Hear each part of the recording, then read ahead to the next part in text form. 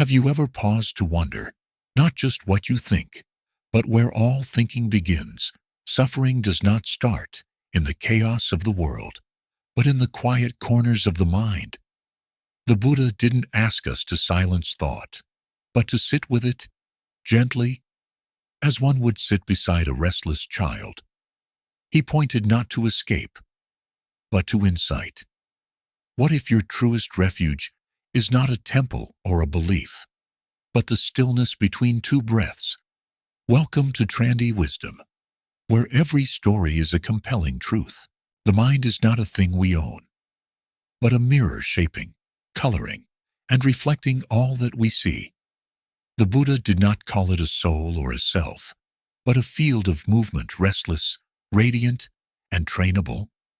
From it spring both bondage and freedom, sorrow and joy, and within its ever-changing currents lies both delusion and the seed of awakening. To understand the mind is not to conquer it, but to come home to it with clarity, compassion, and care. 1. The mind leads all things. In the hush before dawn, when even the birds have not yet begun to sing, there is a stillness that invites us inward. It is in this silence that we might first hear the movement of the mind, not with ears, but with presence.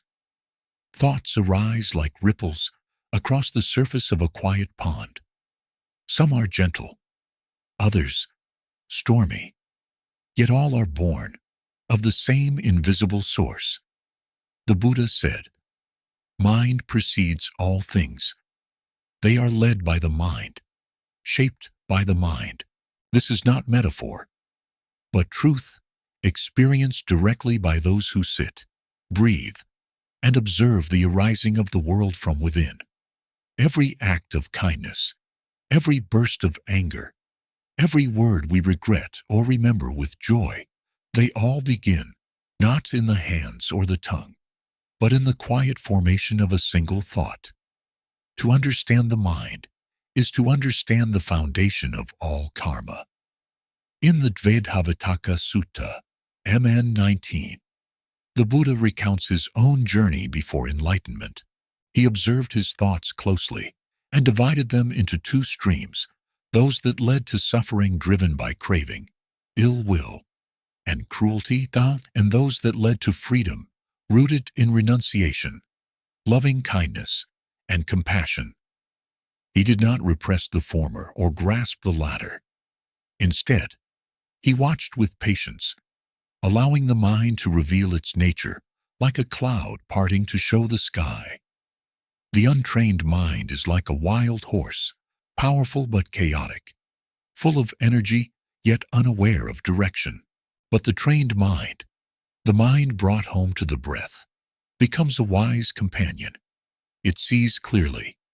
It responds instead of reacting. It steps gently where once it stumbled.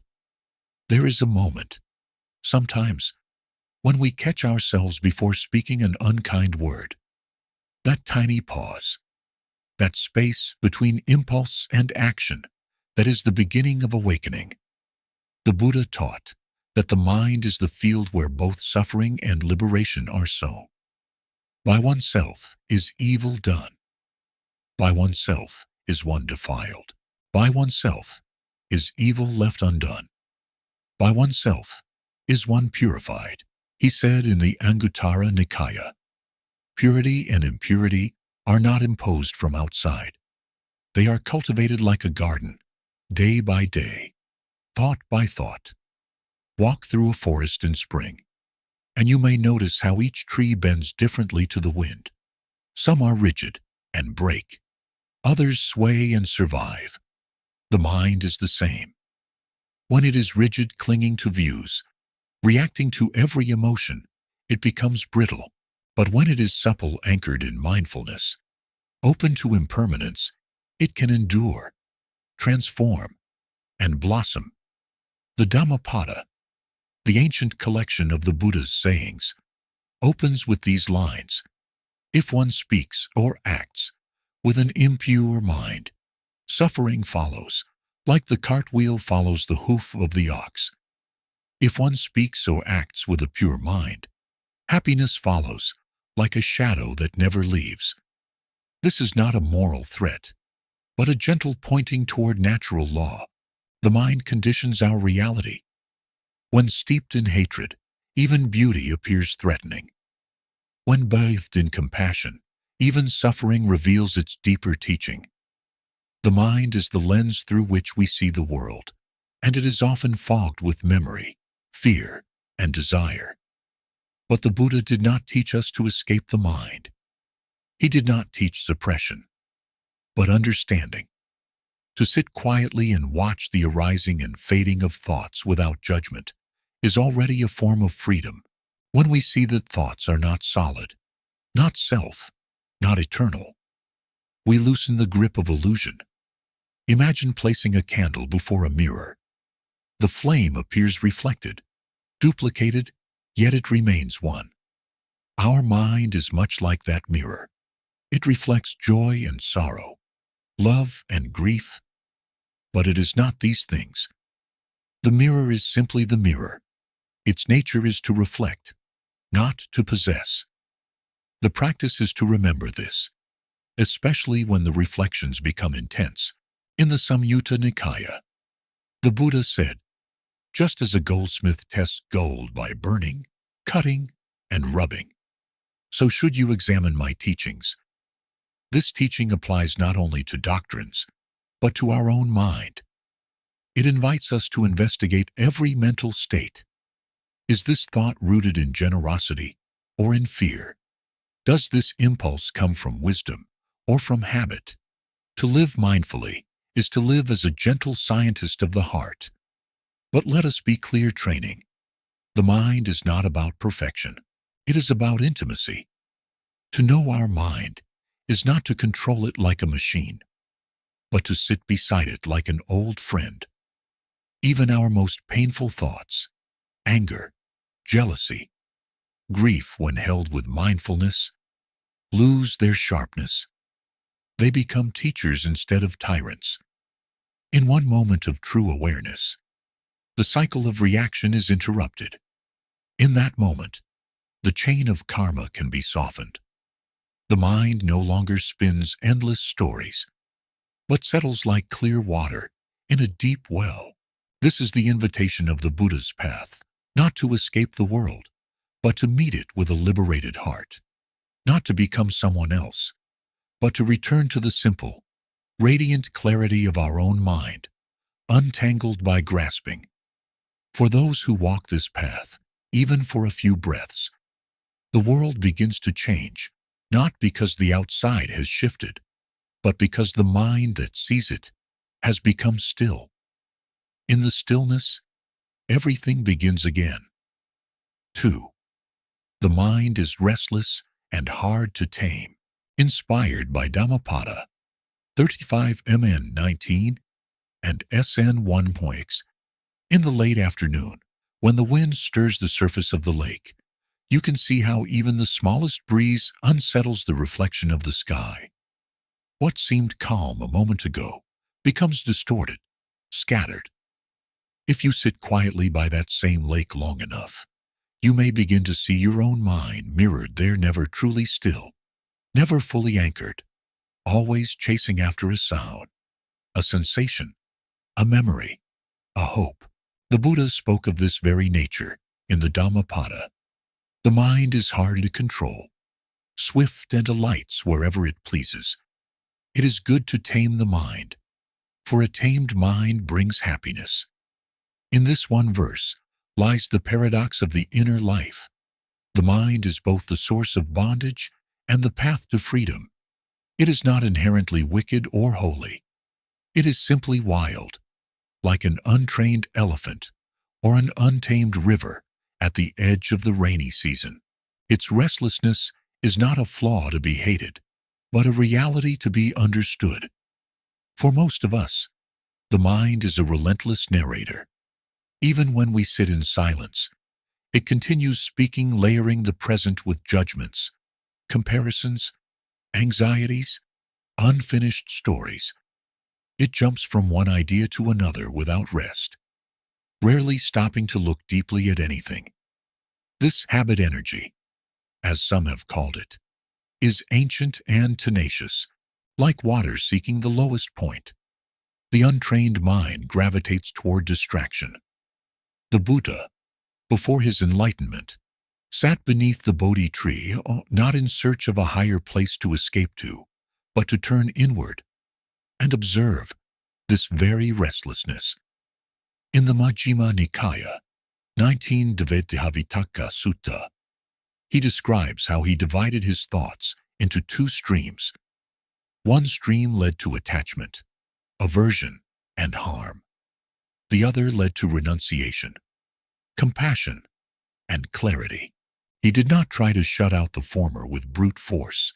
Instead, he watched them rise and fall, understanding their cause and consequence. This is the art of taming not repression, not denial, but intimate awareness.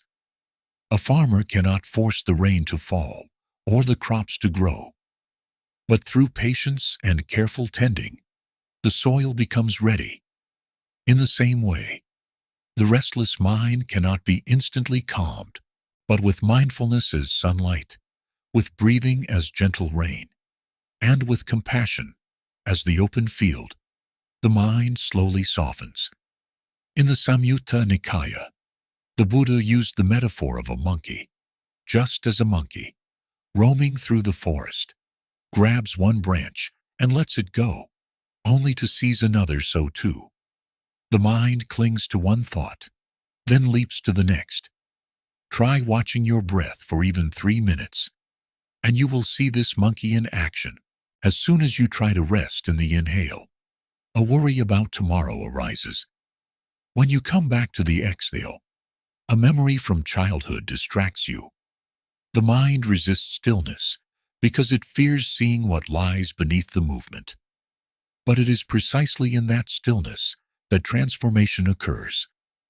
The Buddha taught that the mind, though restless by nature, is also luminous. In Anguttara Nikaya 149 he said, "This mind is luminous, but it is defiled by passing defilements.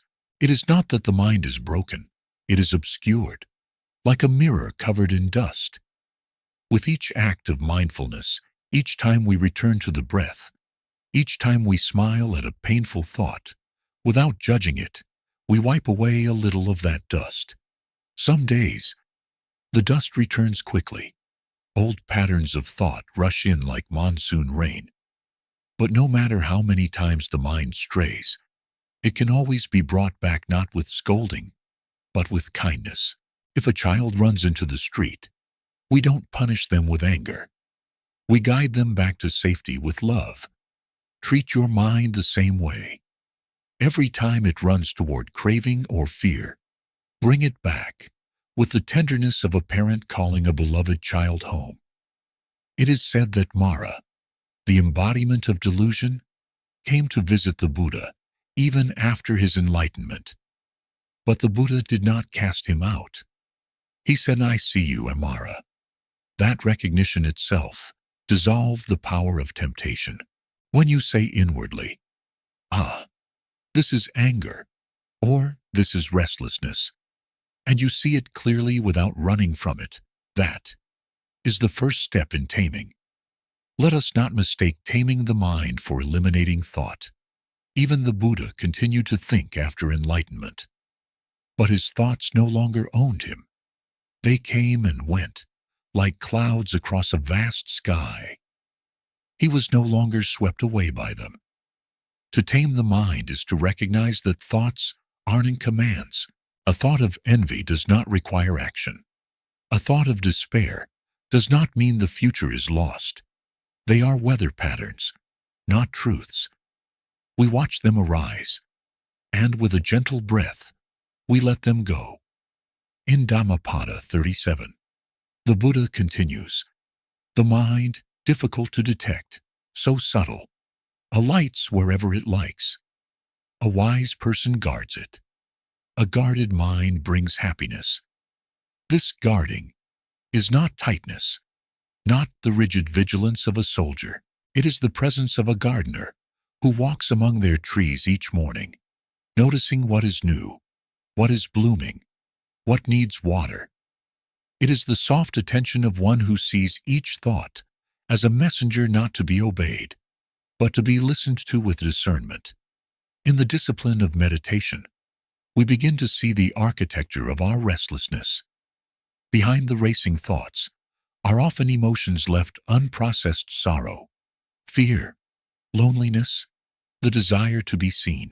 The mind becomes restless when the heart is not at peace. That is why mindfulness must be paired with compassion. Awareness alone can become dry, but awareness with love becomes healing. There is no final mastery of the mind. Even the wisest monks report days when their minds wander. But there is a deepening of relationship. Where once the mind was a stranger, now it becomes a companion. Where once it dragged us into every fantasy, now it bows and returns to the breath. Walk slowly through your day. Notice where the mind goes. Does it rush ahead to future meetings? Does it replay an old conversation? Polishing the wound. Each time it leaves, bring it back. One breath, one moment, again and again. Over time, the restlessness becomes less frightening. It no longer defines us. We begin to see that beneath the waves, the ocean is still. Beneath the monkey mind, there is a still forest waiting. The Buddha did not promise a mind without movement. He offered instead a mind free from bondage, a mind that still thinks, still feels, still dreams, but does not forget the ground beneath all things: awareness, steady and bright. In that awareness, peace is not an idea. It is a presence already here. 3. The mind is the source of karma. A single seed, dropped into the earth, carries the potential of a forest. In the same way, a single thought arising in the quiet folds of the human mind can set into motion lifetimes of consequence. No thunder announces its arrival. No mark is left on the body. Yet the universe rearranges itself around it. The Buddha saw this clearly. Long before neuroscience mapped the circuits of behavior, long before psychology named patterns of reactivity, he sat beneath a tree and observed the mind as it is. He taught Satanaham, Vikava, Kamam Vadami. Intention. Monks. I call karma. Anguttara Nikaya Hanyutsti 6-3. Not action alone, but intention. Not the hand that strikes, but the thought that moved it. Karma is not merely what we do. It is what we choose to become. Through every breath, every word, every decision shaped in the mind's hidden workshop. The mind is where karma is born.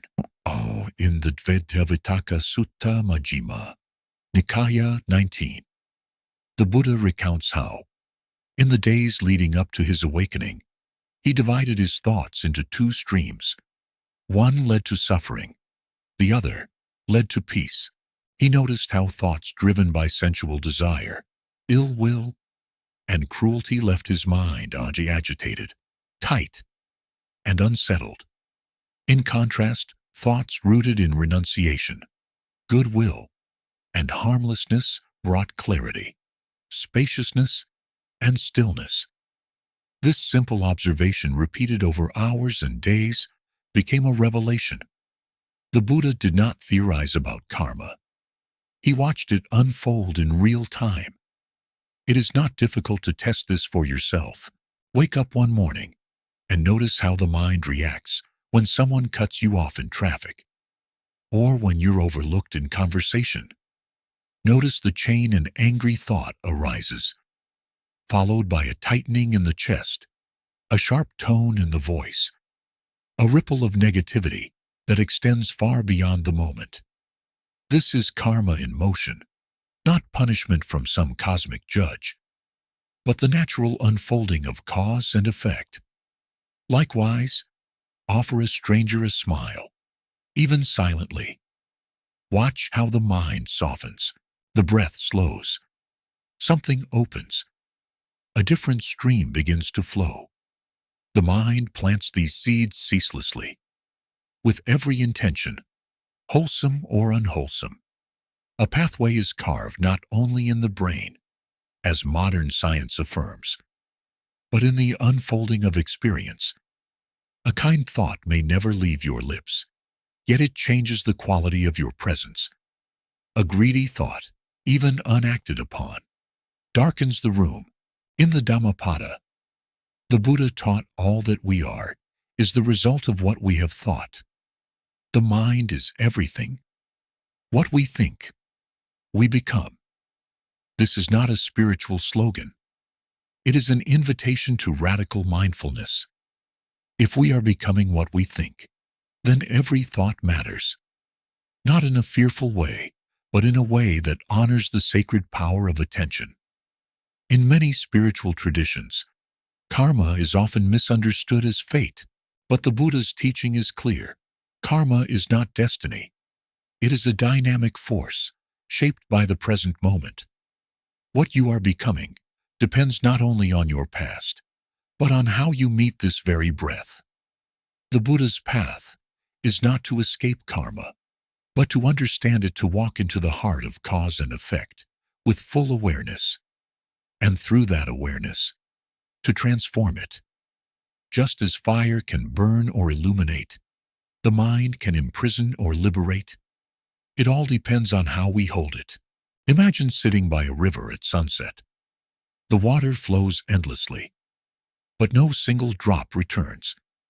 Each ripple, each swirl, is shaped by what came before, but the future remains unwritten. This is karma, not a fixed wheel, but a flowing stream. We cannot step in the same river twice, but we can step in with new awareness.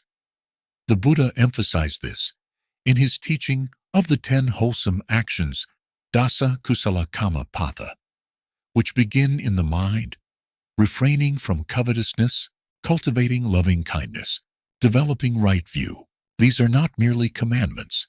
They are practices of consciousness. They invite us to observe the subtle movement of the mind and choose again and again what kind of world we want to create both within and around us.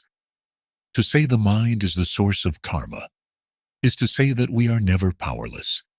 Even in the darkest moment, when the weight of past actions seems unbearable, the next thought is a doorway.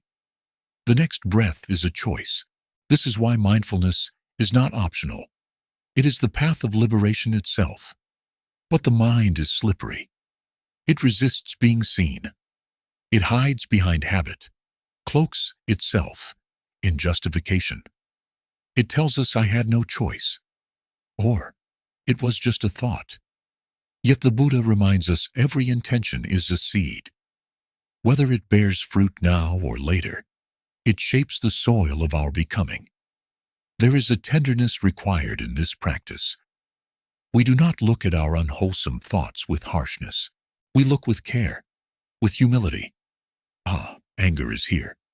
We might whisper, jealousy has arisen. Not I am angry, but anger is present. This shift, small but profound, creates space. And in that space, karma begins to loosen its grip. In Samyutta Nikaya 1295, the Buddha says, when this is, that is. With the arising of this, that arises. When this is not, that is not. With the cessation of this, that ceases. This is dependent origination, how all things arise in relationship. Thoughts arise because of conditions. When the conditions change, the thoughts change.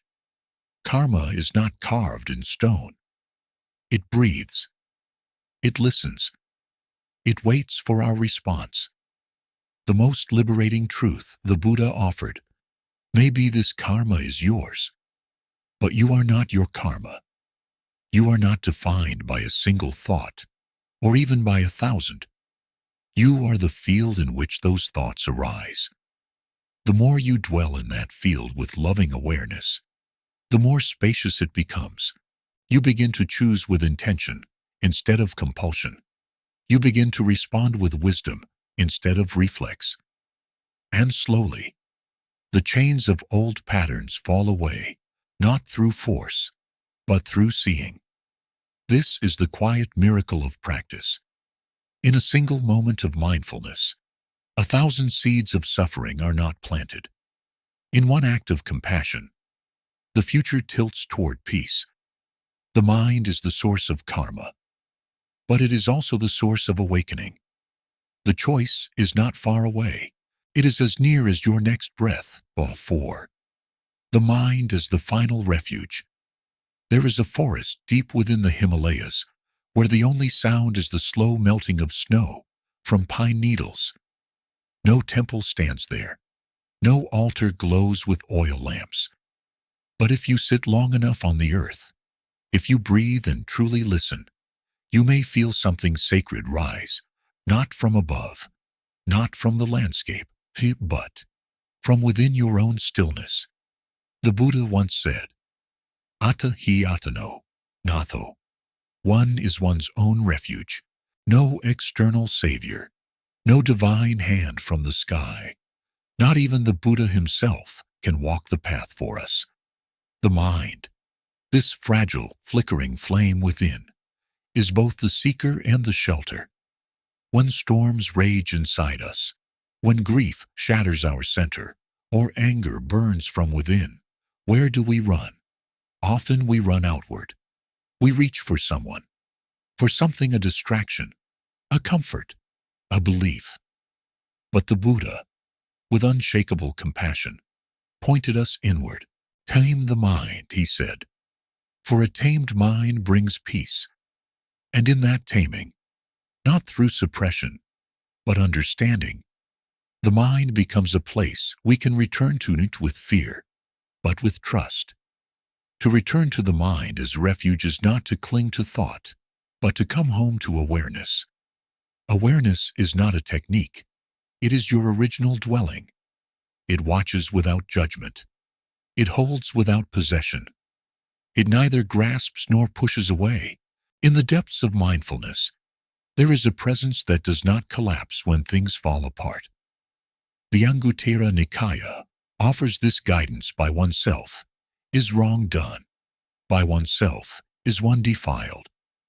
By oneself is wrong left undone. By oneself is one purified. Purity and impurity depend on oneself. No one can purify another. These are not words of isolation, but of empowerment. They point to the immense responsibility and freedom of self-awareness, just as no one can breathe for us. No one can liberate our mind but ourselves. Imagine a mountain lake, high in the early autumn. The wind touches its surface, stirring ripples, but its depths remain unmoved. The mind, when practiced, becomes that lake, responding at the surface, but undisturbed at its core. Refuge does not mean escape. It means finding a place within that can contain the storm without drowning in it. The Buddha, through his long night beneath the Bodhi tree, did not ascend to another world. He stayed rooted, turning inward again and again, witnessing every fear, every temptation, every shadow of doubt. His final refuge was not a doctrine or heaven. It was presence. It was the mind illumined by clarity and compassion. The Dhammapada echoes this truth, not in the sky, nor in the middle of the sea, nor in a mountain cave. Is there a place where one may escape the result of one's actions? Yet paradoxically, there is also no place where one cannot begin anew. Every breath is a gate back to the present, and the present is the ground of transformation. To take the mind as refuge is not to glorify it, but to hold it with honesty. The mind contains all the seeds of hatred, the capacity for greed, the ache of loneliness, but it also holds the seed of awakening. In Samyutta Nikaya 1.3, The Buddha described the mind as luminous, though often obscured. That light is not added to us. It has always been here, waiting to be uncovered. When a practitioner sits silently and touches the rawness of fear, but does not run when they feel sadness rise, and do not identify with it, that is the mind returning to itself, not collapsing inward, but expanding into vastness. In those moments, you become the refuge, not as a solid identity, but as a field of still knowing. The breath rises, the breath falls. Thoughts come and go, like leaves on the river, but awareness remains. It is not the thought that gives you peace, but the space between thoughts, the space that was always here. The practice of refuge is not ceremonial, it is intimate. To walk slowly through a field and feel the warmth of the sun on your skin, without needing to change a thing that is refuge. To drink tea and fully taste the earth in the leaves that is refuge. To listen to a friend with full presence, even when they cry, that too is refuge. The Buddha spoke of 3 refugees, Buddha, Dharma, and Sangha. But these are not distant ideals. The Buddha is the awakened nature within you. The Dharma is the living truth, revealed by mindful awareness. The Sangha is every moment of connection, within and without, that reminds you you are not alone in your path. And yet, it begins with the mind.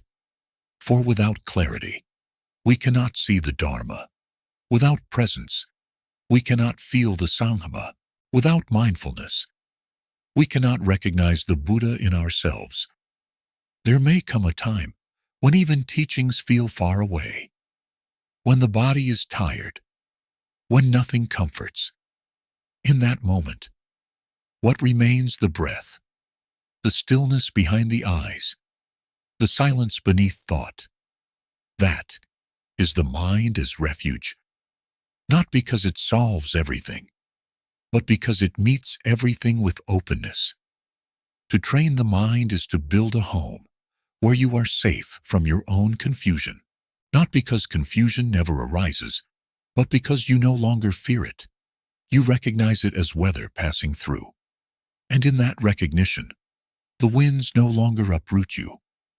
When the Buddha was near death, his disciples asked for a final teaching. He said simply, Apamadena, sampadetha, practice with diligence. But diligence does not mean striving. It means staying close to the present.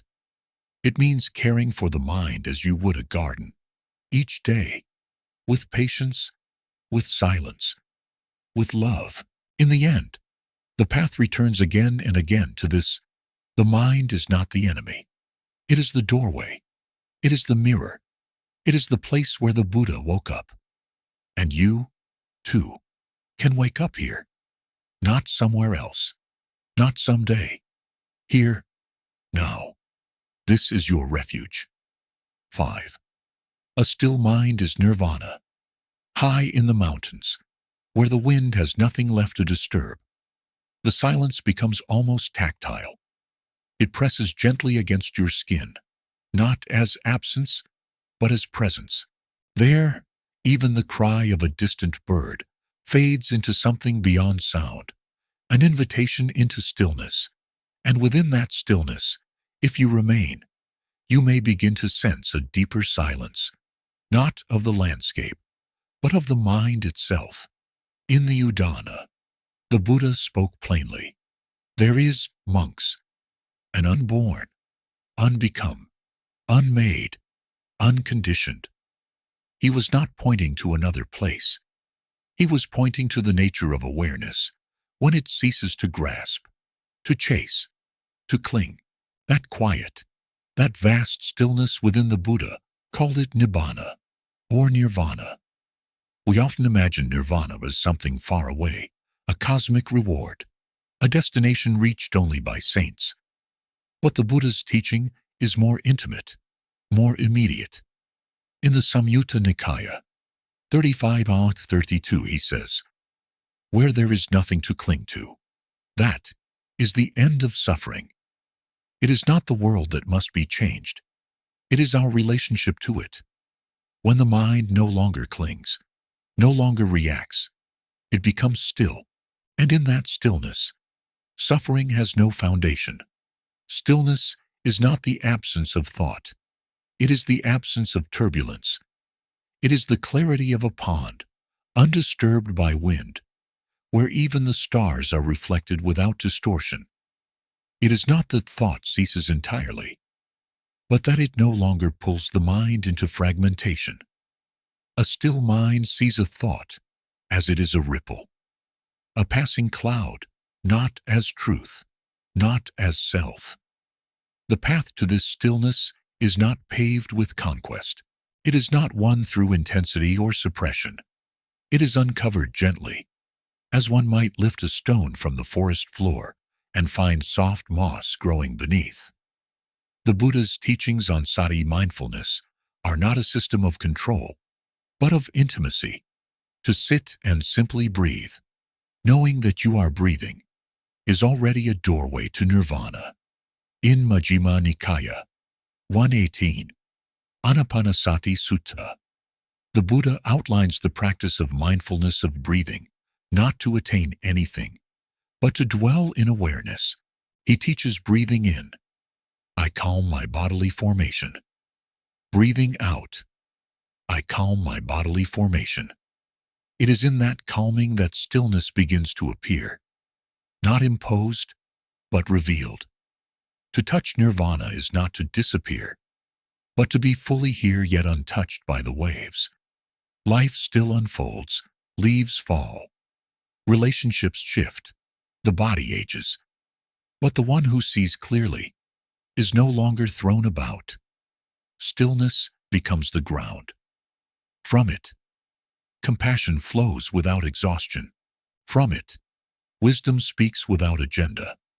Imagine a candle in a windless room. Its flame stands upright, unwavering, serene. This is the mind when it ceases to chase after what it craves or push away what it fears. The Buddha likened nirvana to the extinguishing of a fire, not a destruction, but a release. In Niyativuttaka 44 he says, just as a flame blown out by the wind goes to rest and cannot be reckoned, so too the enlightened one, freed from name and form, is beyond reckoning. But this freedom is not after death. It can be tasted in every breath that is free from grasping. Stillness does not mean inaction. It means non-reactivity. When you speak from a still mind, your words carry the fragrance of presence. When you act from stillness, your steps leave no harm. The world may not change, but your way of moving through it becomes a quiet revolution. And yet, stillness is not always peaceful at first. When we first begin to sit with ourselves, the mind reveals its storms. We see the longing we've avoided, the anger we've denied, the fears we've drowned in noise. But this, too, is part of the path. The surface must be stirred before it settles. In Samyutta Nikaya 36-11, the Buddha says, suffering, when seen clearly, is the path to dispassion. Dispassion is the path to purity. Purity is the path to nirvana. So, we do not fear discomfort. We stay with it. We hold it gently, like a wounded bird. And slowly, the mind, once agitated by every feeling, learns to rest. It does not mean the end of feeling, but the end of enslavement to feeling. Stillness becomes not a state, but a way of being. In this way, nirvana is not a mystery. It is not far from you. It is not on the other side of the world, or hidden in ancient texts.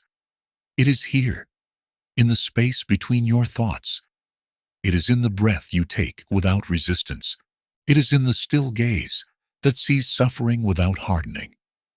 It is in the gentle hand that reaches out without expectation. The Buddha did not describe nirvana in great detail. He knew that the mind would try to grasp it, define it, turn it into an object, and by doing so, miss it entirely. In Udana 8.1, he simply said, "There is that dimension where there is no earth, no water, no fire, no wind, no this world, no other world, not coming, not going, not standing still. This is the end of suffering. That dimension is not elsewhere. It is here, when the mind no longer seeks to divide the world into what it wants and what it fears. It is here, when you no longer say, 'This is me,' or 'That is mine.' It is here, in the vast silence that remains when all clinging has ceased. And yet, nirvana is not the end. It is the beginning of true living. When the mind is still, you can finally see the flower not as a symbol, but as it truly is. You can hear a child's laughter not as noise, but as life itself. You can walk through suffering without being consumed by it. To dwell in a still mind isn't to escape the world. It is to love it from a place that needs nothing in return. It is to hold space for all things to arise and pass without becoming them. This is not detachment. It is freedom. And from freedom flows boundless compassion. There is nothing more radical than a mind that doesn't need to chase. There is nothing more beautiful than a being who rests in what is. A still mind is nirvana, not later, not after death, not far from here. It is the quiet inside you, already awake, already waiting. The Buddha did not offer escape from the world, but a way to meet it with clarity. He taught that the mind is both the root of suffering and the path to liberation. To know the mind, to still it without force, to dwell in it without fear, this is the quiet revolution of awakening. When the mind no longer grasps, it begins to see. And in that seeing, there is freedom.